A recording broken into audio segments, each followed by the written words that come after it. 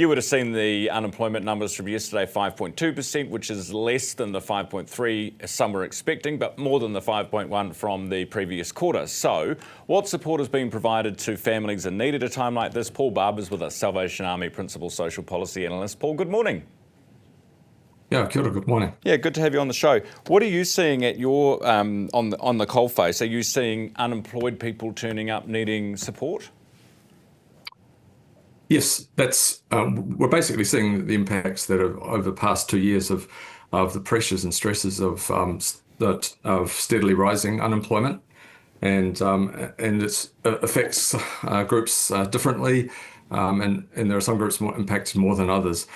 And certainly, what's you're losing a job means having to seek welfare support, and that is generally means a big cut in income for people, and that's the moment when they are needing to turn to assistance from our welfare centres for things like assistance with food, help with housing issues, or with financial mentoring and advice. Paul, what are you seeing? What are your numbers saying? What increase? What percentage increase, for example, have you seen in the last year or 6 months?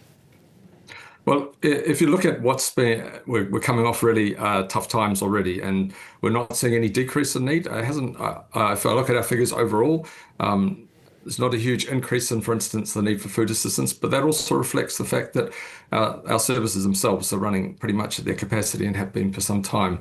And again, that comes back to that point that there's a long period here where things have been really tough for people, and there doesn't seem to be much prospect of that improving in the short term. This is why economic growth is so important for this country, right? Yeah, it has to be an economic growth that actually reaches the people who are most impacted. If you look at what's happening in our communities, for instance, in the unemployment figures certainly show that it is Pacific workers and young workers who are most impacted. The increase in unemployment over the past year of nearly 15,000, Pacific unemployment increased by 8,000. So yet they only make up about 10% of the total workforce. So you see that Pacific workers are being really impacted.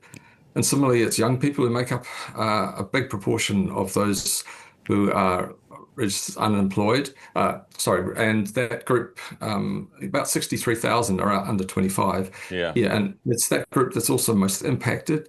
And it's access to support that can help you get through this time is really important. What the welfare system can do for people while they're looking for work. It's important that people aren't thrown into deeper poverty, deeper hardship, deeper despair than you already face when you lose employment. Yeah, looking forward to that growth coming back.